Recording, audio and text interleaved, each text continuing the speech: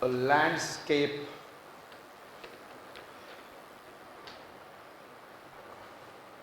scale approach to land use, a landscape scale approach to land use can increase greater biodiversity outside protected areas.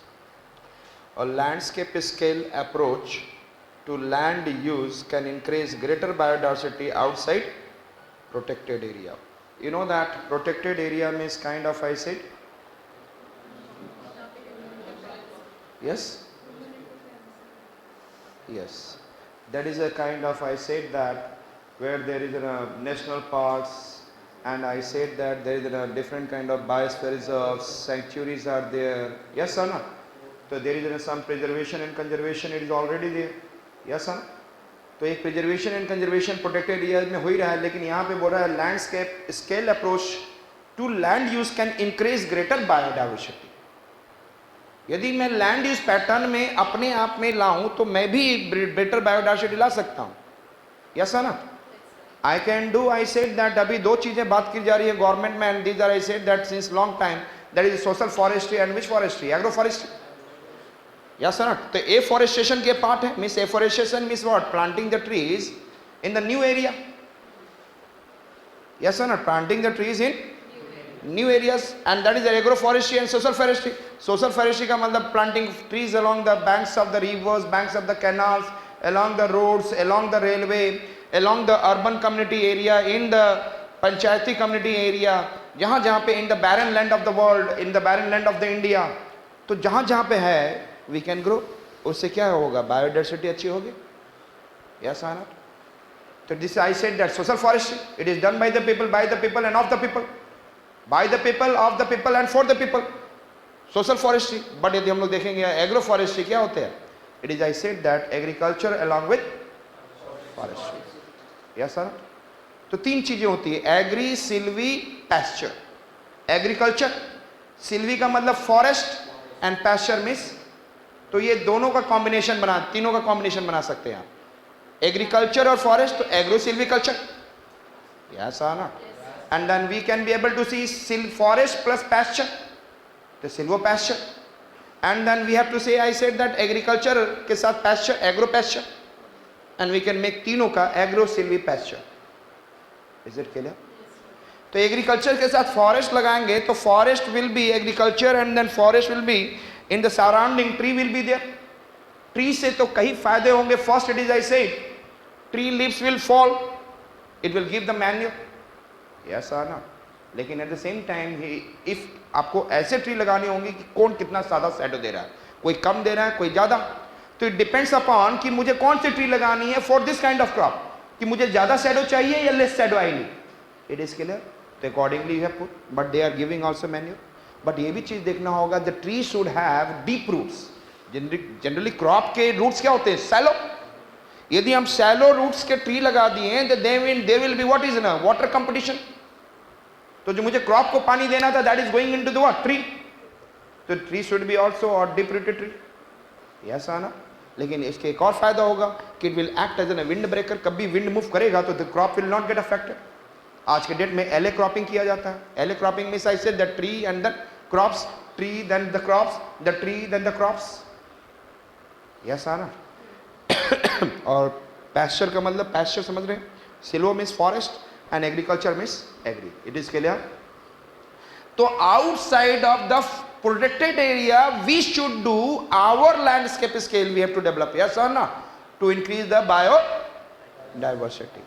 लेकिन ये आपको बोल रहा है कि प्रोटेक्टेड एरिया के बाहर हम लोग ऐसा and a landscape approach to land use. लेकिन आजकल का लैंड यूज पैटर्न क्या हो गया? encroaching the pasture, encroaching the forest for the agriculture, for the urbanization, for the industrialization, for the infrastructure development, road and all. तो आजकल के date में हम उसको encroach कर रहे हैं. तो हम लोग क्या कहें? बायोडाइवर्सिटी को अगेंस्ट जा रहे हैं, yes or not?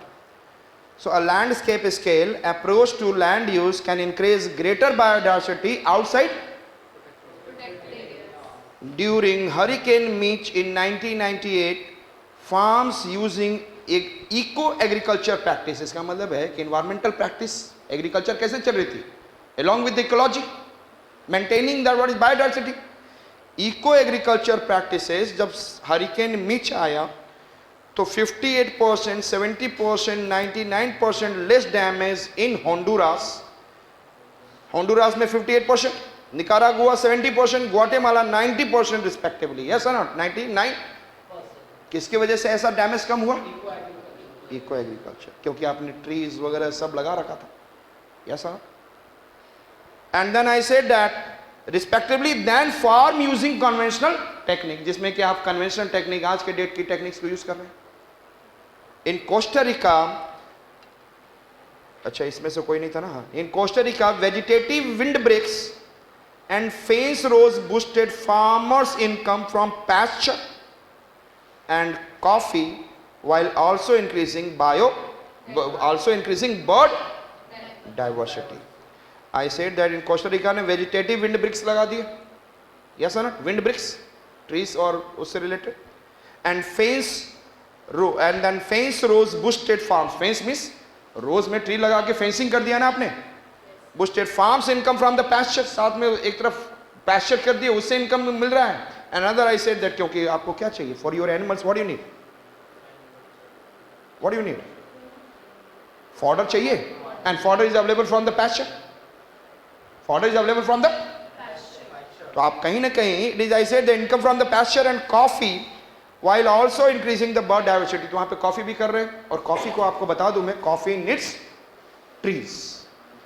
Coffee plantation के लिए ट्री चाहिए जो कि उसको शैडो देते रहे. Tea plantation also needs shadow. Direct sunshine T and coffee के लिए गलत है. Understood it? So again tree का भी बेनिफिट मिल जा रहा है. बी पॉलिनेशन, अब हम लोग देख रहे हैं बी पॉलिनेशन. अभी थोड़ा सा हट के बात कर रहा है. Bee pollination is more effective when agriculture fields are closer to natural and semi natural habitat. Habitat समझते हैं ना, natural place of any species. I said that bee pollination is more effective when agriculture fields are closer to the natural or semi natural habitat. A finding that matters because 87% of the world's 107 leading crops depend on animal pollination. क्योंकि आप देखते हो कि generally flowers में pollination, और किसी में pollination कैसे होता है? Through the what? स्पेसिस. और वो स्पेसिस यहाँ से गए और वहाँ पे यहाँ का आपने स्पर्म लिया और यहाँ का आपने क्या लिया, एंड देन एग्स, और दोनों को मिक्स कर दिया, वहाँ पॉलिनेशन स्टार्ट्स. या सर नॉट. ग्रोथ किसकी वजह से हो रहा है फार्म में? Due to pollination. Due to what? Pollination. और उसमें से 107 लीडिंग क्रॉप्स में से 87% हो रहा है. Yes. Again biodiversity is good. Leading, I said that in Costa Rica, Nicaragua, Colombia, silvopastoral systems that integrates trees with silvopastorals, मतलब forest plus pasture system that integrate trees with pasture land, and are improving the sustainability of cattle production. Cattle production को अच्छे से raise वगैरह भी अपना चाहिए तो मिलेगा, अदरवाइज आराम करने के लिए मिलेगा. साथ में जहाँ बैठेंगे तो बर्ड्स भी आकर उन एनिमल्स के क्या करेंगे, दो चार वो, यस, म्यूचुअलिज्म का फायदा हो जाएगा. And another I said that passion तो मिल ही रहा है उनको, of cattle production and diversifying and increasing farmers income. आज के डेट में कहा जाता है कि हमें कैसा फार्मिंग करनी चाहिए? मिक्स्ड फार्मिंग करनी चाहिए. थोड़ा सा आउट ऑफ द वे जाके बात कर रहा हूँ. इंडिया में सुसाइड का यही कारण है कि we are, I said that, depending on one kind of agriculture practice. यदि हम लोग मिक्स्ड फार्मिंग में आ जाए तो एक तरफ से यदि नहीं इनकम आ रहा है by chance due to the some kind of failure of monsoon and all, तो we should depend on the other. या तो फॉरेस्ट्री करके रखें, या तो हम लोग, I said that we are doing some animal ranching on the pasture land. तो we should, I said that, mixed farming. And European countries are head because of this. They are doing what? Practicing what? Mixed farming. और दूसरा एक भी कारण है कि हमारे पास land कहाँ है कि हम कहाँ करें, मुझे बता दो. लेकर जाएंगे, दूसरे वाले बोलेंगे how why you are making your animals and cattle in my field. दो चार डंडा और पुलिस लेकर आ गया, तो that is also another problem. But mixed farming is, I said that, suicide के लिए attempt को reduce करेगा. So we have seen like this. ये मेरा observation था, इसका नहीं था. So which of the following is the most logical and rational inference can be made from the above passage? Agriculture practices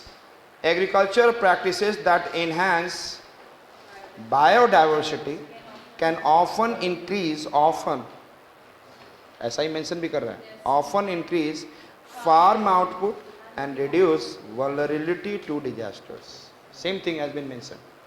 और ये तो 100% करेक्ट लग रहा है, इसमें सोचना भी नहीं पड़ रहा है कि मुझे बोलना है या नहीं बोलना है. यस और नॉट? लेकिन फिर भी we have to read the other. अरे हमने यही तो पढ़ा कि हम तो बायोडायवर्सिटी करेंगे तो हमारी फार्म की इनकम भी बढ़ेगी और साथ साथ में will save our self from the disaster. जैसे हमने बोला निकारागुआ, कोस्टा सब लोग 58%, 70%, 99% they have been saved from the Mitch hurricane. Hurricane क्या है? डिजास्टर. तो फर्स्ट ऑप्शन एब्सोल्युटली करेक्ट लग रहा है. All the countries of the world should be encouraged to replace eco agriculture with the conventional agriculture. ये कहाँ पे बोला? All भी एक अपने आप में सोच है, लेकिन कैसे बोला? Next one, eco agriculture should be permitted in protected areas. Very good. यहीं से कैंसिल कर दो. जो भी हो, मुझे नहीं मतलब, ये नहीं है. पढ़ते ही वहीं पे सोच लो कि नहीं है. Why to waste the time? Without the yield of food crops will be very high if eco agriculture practices are adopted to cultivate them. Very high कहाँ लिखा हुआ? कहाँ लिखा हुआ? फूड क्रॉप्स प्रोडक्टिविटी बढ़ा देगा. फार्म इनकम्स बोल रहा है. प्रोडक्टिविटी हाई के लिए तो एक जगह भी नहीं बोला. फार्म इनकम्स के लिए बोला ना उसने. He can increase the farm में so many things are there. So B C D. शायद आप लाइन पे आप लोग आ गए हैं. कैसे किया जाता है समझ में आने लगा. तो